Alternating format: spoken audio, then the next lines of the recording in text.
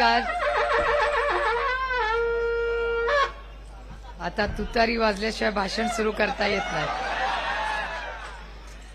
आपल्या सगळ्यांचेच मार्गदर्शक, सन्माननीय आमचे सगळ्यांचेच संसदेतले मार्गदर्शक माननीय शाहू महाराजजी, ज्यांच्यासाठी आपण आज इथे जमलेलो आहोत, असे गणपतराव पाटीलजी, माझे बंधू बंटी सतेज पाटील, ज्यांचं मार्गदर्शन आपण गेले अनेक वर्ष ऐकतोय आणि त्याच्यातून दरवेळीच बोध घेतो, असे ढोबळे साहेब, श्री व्ही पाटील, भूषण राजे होळकर, संजय पवार, रावसाहेब इलावडे, राजीव आवाळे, व्यासपीठावर सर्वांनी व्यासपीठ आणि उपस्थित बंधू आणि भगिनींनो, कार्यक्रमाला बराच उशीर झालाय. आम्हालाही सगळ्यांना इचलकरंजीला जायचंय, आपल्याला महाराजांचंही भाषण ऐकायचंय. त्याच्यामुळे व्यासपीठावरील सर्वच मान्यवर आणि उपस्थित बंधू आणि भगिनींनो, मी आधीच्या सगळ्याच भाषणांच्या बद्दल सगळीच भाषण ऐकत होते आणि विचार करत होते की या संपूर्ण भागामध्ये गेले 70-75 वर्ष जर एका विचाराने हा भाग चाललेला आहे, तो म्हणजे महात्मा गांधींच्या काँग्रेसचा विचार या सगळ्या भागामध्ये चाललेला. त्यामुळे काँग्रेसवर प्रेम करणारे, विश्वास ठेवणारे आपण सगळे लोक आहोत. आणि बंटी दादा, तुम्ही काळजी करू नका, सबका हात विकास तो होने वाला है, पण तो कुणाच्या हाताने होणार आहे, तर सारों के साथ होने वाला है. तो सारे पाटलांच्याच हाताने होणार आहे, ह्याच्या बाबतीत माझ्या मनात कुठली शंका नाही. त्यांच्या कुटुंबातलं योगदान, सारे पाटलांच्या कुटुंबाचं योगदान, गेले अनेक दशक या भागात त्यांचं काम आपण सगळ्यांनी पाहिलेलं आहे. आणि गणपतराव पाटलांना एका विश्वासाच्या नात्याने महाविकास आघाडी नी एक फार मोठी जबाबदारी दिलेली आहे. कारण का, हे इलेक्शन हे फक्त या भागातलं किंवा कोल्हापूर जिल्ह्याचं नाही आहे, या महाराष्ट्राच्या स्वाभिमानाचं हे इलेक्शन आहे.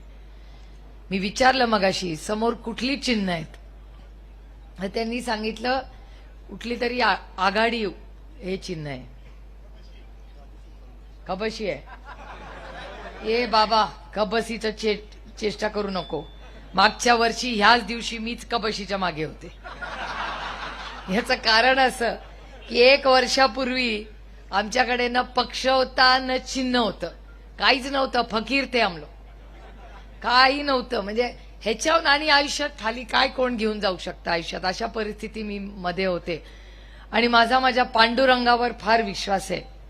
मी माझ्या पांडुरंगाला म्हणाले की असं काय रे माझ्या पांडुरंगा, माझं चुकलं की पक्ष, चिन्ह, आमदार सगळीच गेली तिकडे, पण माझ्या पांडुरंगाच्या मनात काहीतरी माझ्यासाठी वेगळं होतं.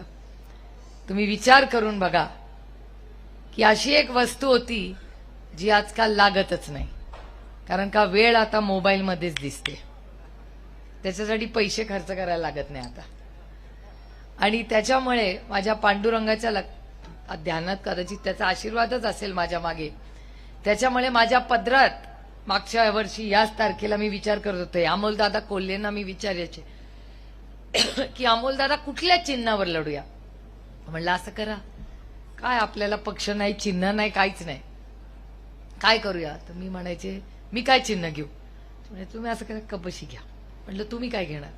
म्हणजे पंखा, कपाट, काय जे मिळेल काहीतरी घेऊया. पण आमची विचारधारा कन्फ्युज होती म्हणून आम्ही ही चिन्ह घेत नव्हतो. आमची विचारधारेबद्दल पूर्ण स्पष्टता होती म्हणून आम्ही हे चिन्ह देत होतो. कारण का आमच्या हक्काचं चिन्ह दुसरा घेऊन गेला होता म्हणून आम्ही हे केलं. त्याच्यामुळे आणि माझ्या पांडुरंगाच्या मनात कसं आलं बघा. आता जिरगे बंधू इथे आहेत, त्यांचं उद्घाटन कधीतरी झालं असेल, तेव्हा माझा तुतारीवाला माणूसच झाला असेल ना कार्यक्रमाच्या सुरुवातीला. दत्तराज पतसंस्था याच्या उद्घाटनाला पण तुतारी वाजवणारा माणूसच होता. बंटी दादाच्या लग्नातही तुतारी वाजवणारा माणूसच होता. आणि जेव्हा शाहू महाराजांनी जेव्हा जेव्हा युद्ध पुकारलं तेव्हा ही तुतारी वाजवणारा माणूसच तिथे होता. त्यामुळे आज आणि तो एका महत्वाच्या ताकदवर हातामध्ये होता. त्याच्यामुळे त्या हाताची ताकद ही आपल्याला दाखवायची वेळ आलेली आहे. आणि माझा विश्वास आहे की ह्या वेळीस तुम्ही पंजाच्या शेजारचं बटन दाबूनच महाराष्ट्राच्या स्वाभिमानी असं सरकार आपल्याला इथे उभं करायचं. आज तुम्ही बघताय काय परिस्थिती आहे राज्यामध्ये. मी भूषण दादांचं भाषण ऐकत होते. त्यांनी होळकर कुटुंबाच्या असंख्य आठवणी सांगितल्या. मगाशी मी मंदिरात दत्त महाराजांचं मंदिरात मी दर्शन घ्यायला गेले तेव्हा त्यांनी सांगितलं की त्यांचं उभं आयुष्य इथे गेलं. त्यांच्या मामांची ओळख करून दिली. दर्शनासाठी त्यांनी तिथे जे गट बांधलेले मंदिर सगळं चांगलं होतं. त्या काळातल्या अनेक आठवणी त्यांनी केल्या. ढोबळे साहेबांनी त्यांचे अनुभव सांगितले. बंटी दादांनी तर काय भाषण केलं. बंटी दादाचं भाषण म्हणजे सीट आलीच असंच समजून मी चाललेली आहे. कारण संघटनेला ताकद द्यायचं काम, पक्ष वाढवायचं काम हे बंटी दादा करतात. त्यांचं तुतारीवर प्रेम आहे. पण कधीतरी मीटिंगला बसून बघा, आपलं सोडत नाही बाबा. प्रेमाने बहीण म्हणतो वगैरे, पण जेव्हा पक्षाची टोपी घालून बसतो तेव्हा बहीण बहीण कुछ नाही, तेव्हा पंजा. आणि असं असलं पाहिजे, का नसावं. प्रत्येकाला आपला पक्ष वाढवायचा अधिकार आहे. पण काँग्रेस बरोबर एक आहे, काँग्रेस बरोबर मला कधीच अंतर वाटत नाही. अंतर त्यांना होतं, मला कधीच नव्हतं. माझी काँग्रेसशी कधीच लढाई चालली नव्हती. लढाई तिकडे होती. आणि ताटातलं वाटीत आणि वाटीतलं ताटात काय फरक पडतो.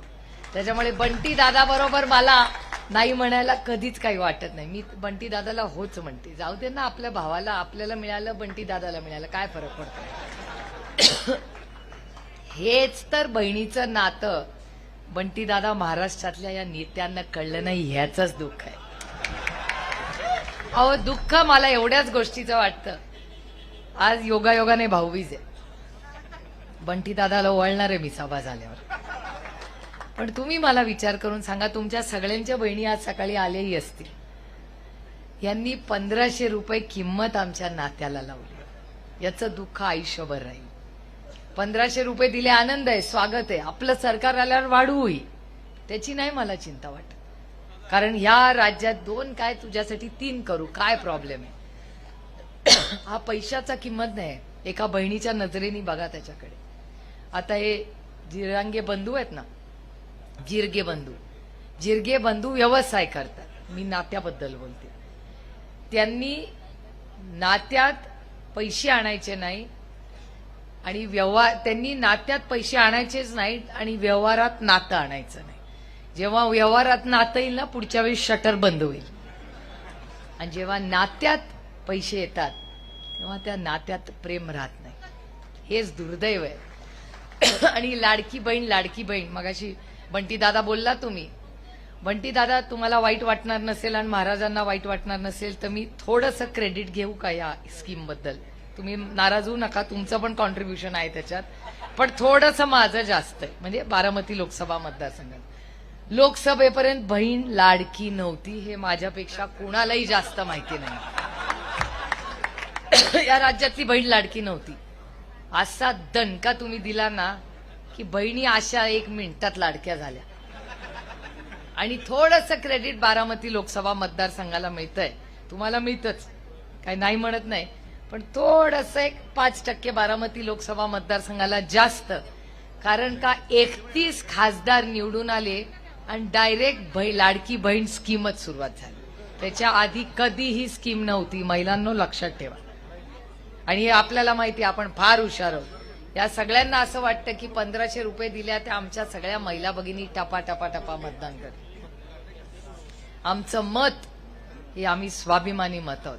तुम्ही पैसे दिले म्हणून आम्ही तुम्हाला मतदान करणार नाही. तुम्ही काम द्या, आमच्या पोराच्या हाताला नोकरी द्या, मेरिटवर आमचं पोरग पास होईल, हाताला काम दिलं तर मतदान करू.